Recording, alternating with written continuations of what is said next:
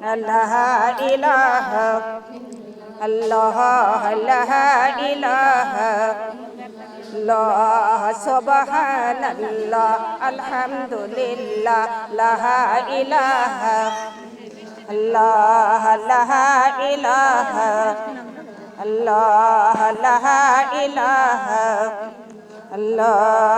এই কালেমা পড়িলে এই কালেমা পড়িলে মাতার গুনাহ যাবে ঝরিয়ে লা ইলাহা আল্লাহ লা ইলাহা আল্লাহ। আমার নবীজির কালেমা পড়িলে আমার নবীজির কালেমা পড়িলে শোকের গুনাহ যাবে ঝরিয়ে লা ইলাহা কালেমা লা ইলাহা আল্লাহ কালেমা লা ইলাহা ইল্লাল্লাহ। আমার তিন নবীর কালেমা পড়িলে আমার তিন নবীর কালেমা পড়িলে কানের গুনাহ যাবে ঝরিয়ে লা ইলাহা লা কালেমা লা ইলাহা ইল্লাল্লাহ।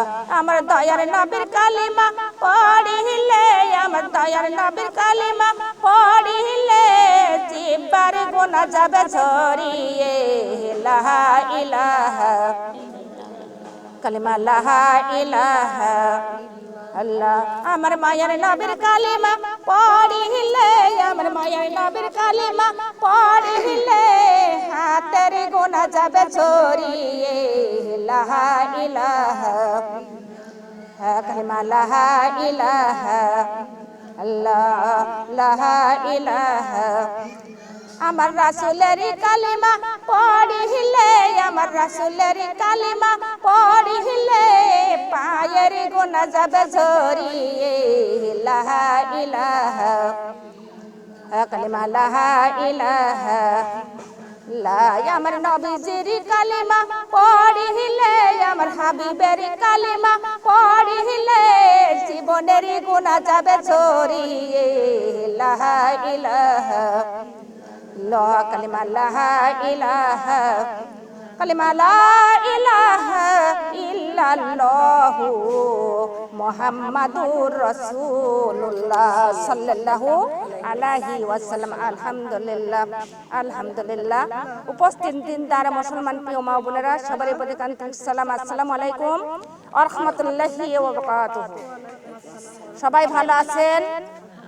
জোরে জোরে বলেন আলহামদুলিল্লাহ। আল্লাহর রহমতে আমরা সবাই ভালো আছি এবং সুস্থতা আছি।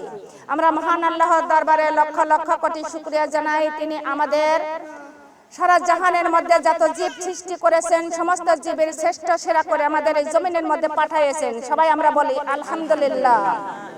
আর আমরা অসংখ্য শুকরিয়া জানাই তিনি আমাদের আখিরি নবী হযরত মুহাম্মদ সবাই বলে সাল্লাল্লাহু আলাইহি ওয়াসাল্লামের উম্মত করে জমিনের মধ্যে পাঠিয়েছেন। সবাই আমরা বলি আলহামদুলিল্লাহ। আমরা আরো অসংখ্য শুকরিয়া জানাই তিনি আমাদের দ্বারা দ্বীন ও ইসলামের কাজ করাইতেছেন এবং বাড়ির কাজকর্ম মুক্ত রেখে শরীর সুস্থ রেখে মহান আল্লাহর দরবারে আসা বসার তৌফিক আল্লাহ দান করেছেন। সবাই আমরা বলি আলহামদুলিল্লাহ। আল্লাহর খাস রহমত ছাড়া জান্নাতের বাগানে কেউ আসতে পারে না এবং বসতে কেউ পারে না। আল্লাহ তাআলা বলেন যখনই তোমরা আমাকে মনে মনে স্মরণ করো আমিও আল্লাহ তোমাকে মনে মনে স্মরণ করি। সুবহানাল্লাহ। মহান আল্লাহ তাআলা বলেন যতক্ষণ সময় তোমরা ওই সমাবেশে বসে আমার গুণগান গাইতে থাকার শুনতে থাকো ততক্ষণ সময় আমিও আল্লাহ ভালো ভালো ফেরেশতা গুণ নিয়ে তোমাদের গুণগান গাইতে থাকি। সবাই আমরা বলি সুবহানাল্লাহ। মহান আল্লাহ তাআলা আরো বলেন যতক্ষণ সময় তোমরা ওই সমাবেশে বসে যতক্ষণ সময় আমার গুণগান গাইতে থাকার শুনতে থাকো ততক্ষণ সময় মিটারের ন্যায় আমল নামায় তোমাদের আমলটা উঠতেই থাকবে। সবাই আমরা বলি সুবহানাল্লাহ। তাহলে এই মহান আল্লাহর দরবারে আশাতে বসাতে লস না লাভ লাভটুকু আমাদের বাকি না নগদ? কথা বলেন বাকি। যতই আল্লাহ তাআলা আমাদের যতই নেকি দিতেছে আজকে আমরা কারো দেখাইতে পারবো না। এই নেকিগুলো আমরা পাবো কোথায় পাবো? আমরা এই নেকিগুলো এই আমলগুলো আমরা পাবো আখিরাতে। কোথায় পাবো? আখিরাতে। মৃত্যুর পরেই আমাদের আখিরাতের জীবন। মৃত্যুর পরেই আখেরাতের জীবন। আপনার দাপন হোক তাই কবরে যান, কিন্তু আমাদের মৃত্যুর পরে আখেরাতের জীবন, আর মৃত্যুর পরে আমরা এই সঞ্চয়টুকু পেয়ে যাবো ইনশাআল্লাহ। তাহলে যারা আসে না তারা ক্ষতিগ্রস্ত। কি তারা কি কথা বলেন? আল্লাহ রাসূল করিম সাল্লাল্লাহু আলাইহি ওয়াসাল্লাম বলেন, যে জায়গাটা হাদিস ও কোরআনের আলোচনা হয় সেই জায়গাটা রাস্তাঘাট, বাগান এবং বাড়ি কেন না হয়, সেই জায়গাটার নামই হলো রিয়াজুল জান্নাতের বাগান। সুবহানাল্লাহ। তাহলে আজকে এই জায়গাটার নাম কি?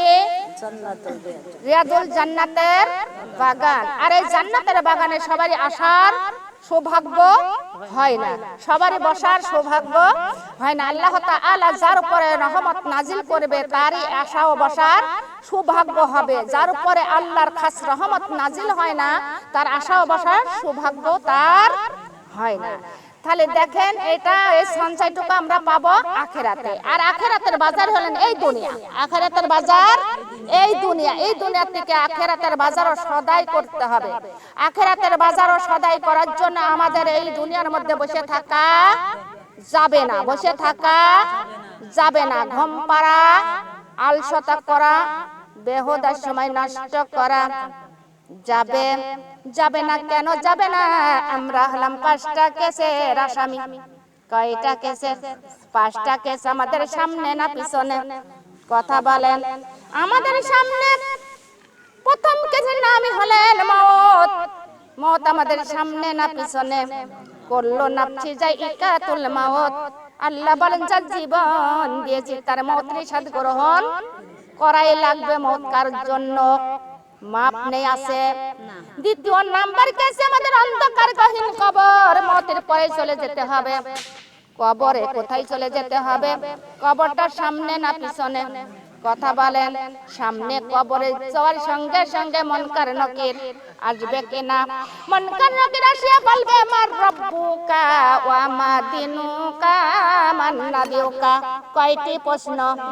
না পারিলে প্রশ্নের জবাব শুরু হয়ে যাবে ওই কবরের আযাব। কথা বলেন ঠিক না বেঠিক? আমাদের ওই প্রশ্নের জবাব দেওয়া লাগবে কি লাগবে না? আমাদের তৃতীয় নাম্বার কেস আমাদের হাসরের মাঠ। হাসরের মাঠ আমাদের সামনে না পিছনে? কথা বলেন, জোরে জোরে বলেন। দুনিয়ার মামুনগা। চতুর্থ নাম্বার কেস আমাদের মেজান। মেজানটার সামনে না পিছনে? সামনে না পিছনে? সামনে। মেজান থেকে দৌড়ে দেওয়া লাগবে 30,000 দূরের পুলসিরাতে। পুলসিরাটার সামনে না পিছনে? কথা বলেন। সামনে 5টা কেস। এই 5টা কেসের আসামি আমরা। কিন্তু প্রথম কেসের নামই আমাদের কি? মওত। মওত আমাদের একদম নিকটে। মওত কখন যেন আমাদের এসে যায়। কথা বলেন। মওত কখন যেন এসে যায়। আল্লাহর নবী করিম সাল্লাল্লাহু আলাইহি ওয়াসাল্লাম বলেন, হে আলী, তুমি মওত কতটুকু তুমি কাছে রাখো? হযরত আলী বললেন, ইয়া রাসূলুল্লাহ, ইয়া হাবিবাল্লাহ, যখন আমি ফজরের নামাজ আদায় করি তখন মনে মনে বলি, ফজরের নামাজ আদায় করলাম, মনে হয় যোহরের নামাজ পাবো না, এর মধ্যেই মনে হয় আমার মওত হতে পারে। যখন আমি যোহরের নামাজ আদায় করি তখন মনে মনে বলি, যোহরের নামাজ আদায় করলাম, মনে হয় আসরের নামাজ পাবো না, এর মধ্যেই মনে হয় আমার মওত হতে পারে। যখন আমি আসরের নামাজ আদায় করি তখন মনে মনে বলি, আসরের নামাজ আদায় করলাম, মনে হয় মাগরিব আসবে না, মাগরিবের ওই মাঝখানেই আমাদের মনে হয় মওত হতে পারে। যখন মাগরিবের নামাজ আদায় করি তখন মনে মনে বলি, মাগরিবের নামাজ আদায় করলাম, মনে হয় ইশারের নামাজ পাবো না, এর মধ্যেই মনে হয় আমাদের মওত হতে পারে। আল্লাহর নবী বলতেছেন, আলী, নামাজের ফাঁকা ফাঁকি আছে, মওতের কোনো ফাঁকা নাই। নামাজের মধ্যে যখন ডান দিকে সালাম ফেরানো হয়, বাম দিকে সালাম ফেরানোর টাইমও মওত দেয় না। কথা বলেন, দেয় কি দেয় না? ওই মওত গোসল করার টাইমও দেয়। জোরে বলেন। ওই মওত আহার করার টাইম দেয় না। ওই মওত ছোট ছোট ছেলে মেয়ে বড় করারও টাইম, কথা বলেন, দেয়। সেই মওত আমাদের সামনে না পিছনে? কখন যেন মওত চলে আসে। হে দুনিয়ার মা বোন গো, হযরত আলী আল্লাহর নবী আবার হযরত আলীকে ডাক দিলেন, ডাক দিয়ে বলতেছেন, আলী রে, ও আলী, কোথাও যায় যদি তুমি একটা আমলের কথা শুনতে পারো, সঙ্গে সঙ্গে সেই আমলটা করা শুরু করে দিও, আগামী কালের জন্য রেখে দিও না। ও আলী, আগামী কাল আসবে রে, জীবনের গ্যারান্টি কেউ দিতে পারবে কি? কথা বলেন, পারবে না। দুনিয়ার মা বোন গো, আমরা এমন মানুষ কিন্তু আজকে নামাজ পড়ি না, মনে মনে ভাবি এই কাজটুকু করে নি, কালকে নামাজ পড়বো। কথা বলেন, কিন্তু কালকে নামাজ পড়বে নেই, জীবনের গ্যারান্টি কি আপনি দিতে পারবেন কি? জোরে বলেন।